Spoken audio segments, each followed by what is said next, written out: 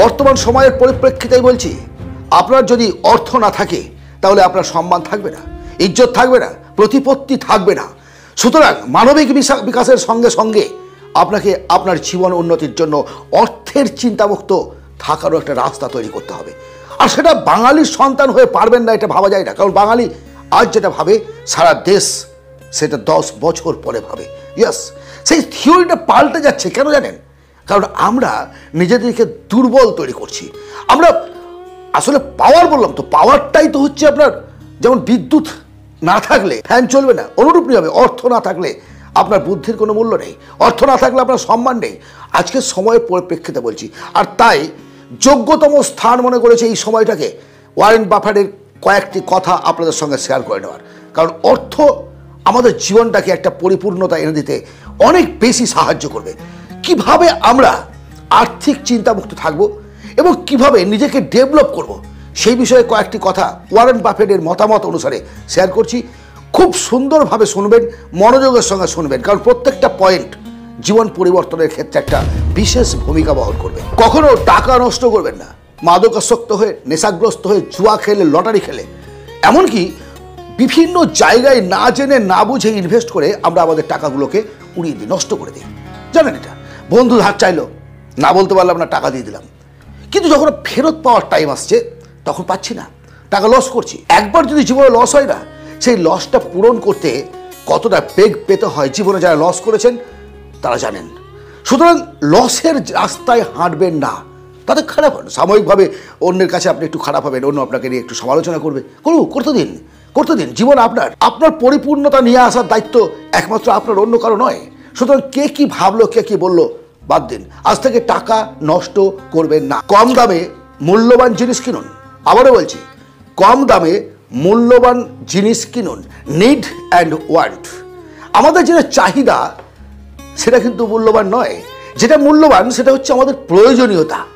Warren বাফেটের কথা হলো, আমরা যেটা পে করছি, দাম দিচ্ছি, সেটা হচ্ছে দাম। কম দামে বলেছি, দাম, যে টাকাটা পেড করলাম, বিনিময়ে যেটা পেলাম সেটা হচ্ছে মূল্য। আমার বাড়িতে একটা টিভির দরকার আছে, আমার বাড়িতে একটা ফ্রিজের দরকার আছে, এসির দরকার আছে।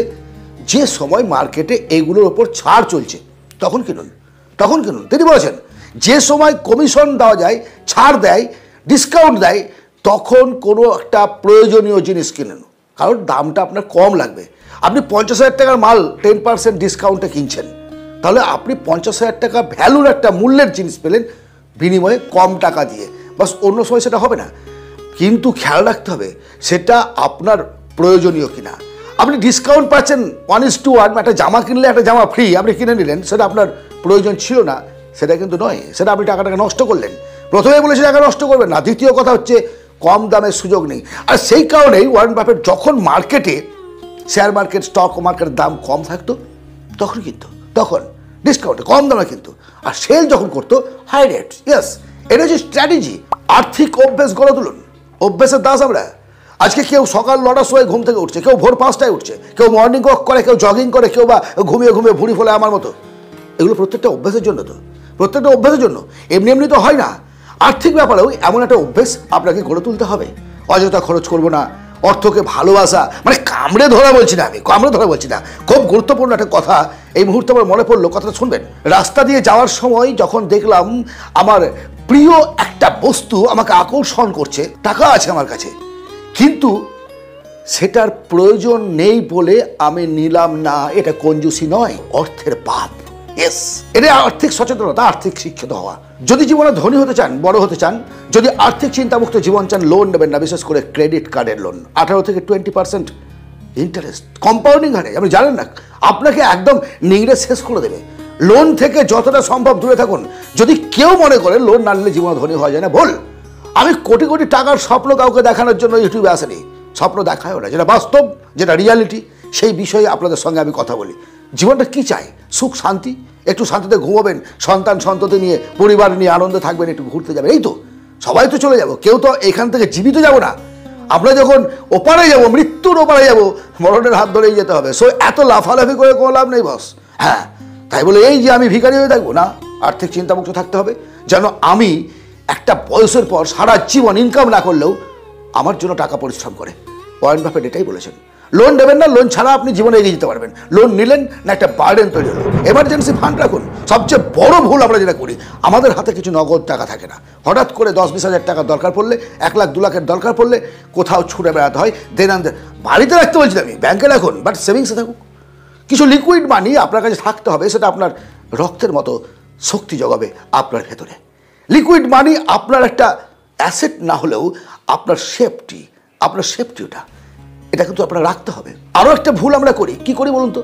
আমরা বিভিন্ন উপন্যাস, গল্প, কবিতা, সিনেমা দেখছি, পড়ছি, শুনছি, জ্ঞান অর্জন করছি, ভালো মানুষ কীভাবে হওয়া যায়, সত্য কথা বলতে হয়, সমস্ত কিছু শিখছি। ভালো কথা, বাবা মায়ের সঙ্গে কেমন ব্যবহার করবো, এটাই আমরা একটা হিউম্যানিটি বিকাশের জন্য প্রয়োজন। তেমনি আপনার আর্থিক বিকাশের জন্য অর্থের জ্ঞানের প্রয়োজনীয়তা আছে। সেটা আমরা স্কুল জীবন থেকে আজ পর্যন্ত কোথাও পাইনি। সেটার জন্য নিজেকে দায়িত্ব নিয়ে নিজের প্রতি বিনিয়োগ করে নিজেকে শিখতে হবে। আপনাকে অর্থের ব্যাপারে জ্ঞান সঞ্চয় করতে হবে যদি আপনি জীবনে ধনী হতে চান, প্রতিষ্ঠিত হতে চান। ধনী মিন্স ওই 1 ঘর টাকা ভর্তি করে আপনি ঘুমাবেন সেটা বলছি না আমি, কিন্তু একটা আর্থিক চিন্তামুক্ত জীবন, ফাইন্যান্সিয়াল ফ্রিডম লাইফ যদি আপনি চান, তাহলে আপনাকে অর্থের ব্যাপারে অনেক বেশি জ্ঞানী হতে হবে। কোথায় জ্ঞানী হবেন? বিভিন্ন বই পড়ুন, অর্থ সংক্রান্ত ব্যাপারে যে ইউটিউবে ভিডিওগুলো আছে, ফ্রি ভিডিও, সেগুলো দেখুন। জীবনটাকে প্রতিষ্ঠিত করার জন্য নলেজ সংগ্রহ করুন। নলেজ সংগ্রহ না করলে আপনি এগিয়ে যেতে পারবেন না বস, এগিয়ে যেতে পারবেন না।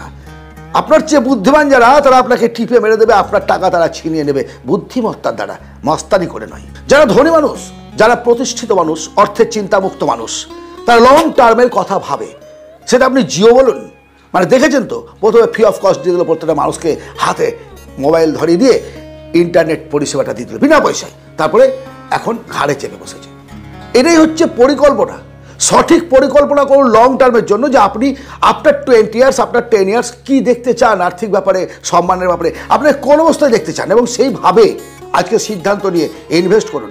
আপনি শিপ করতে পারেন, শেয়ার মার্কেট করতে পারেন, স্টক মার্কেট করতে পারেন, বিভিন্ন কিছুর মাধ্যম দিয়ে আপনি কিন্তু টাকাগুলোকে ইনভেস্ট করতে পারেন লং টার্মের জন্য। তাতে আপনার লাভ হবে।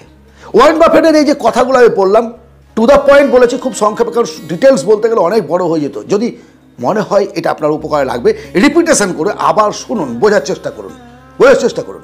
জীবনে এগিয়ে যেতে গেলে সম্মানের পাশাপাশি টাকার দরকার আছে। আজকে এই আলোচনা যদি আপনার জীবনে এতটুকু পরিবর্তন আনবে বলে আপনার মনে হয়, অবশ্যই এটা লাইক করবেন। এই চ্যানেলটি যদি আপনাদের ভালো লাগে, সাবস্ক্রাইব করে রাখুন, এই ধরনের ভিডিও পেতে থাকবেন। আর পছন্দ হলে শেয়ার করুন বন্ধু বান্ধবদের মধ্যে। কথা হবে আরেক ভিডিওতে। ভালো থাকবেন, ধন্যবাদ।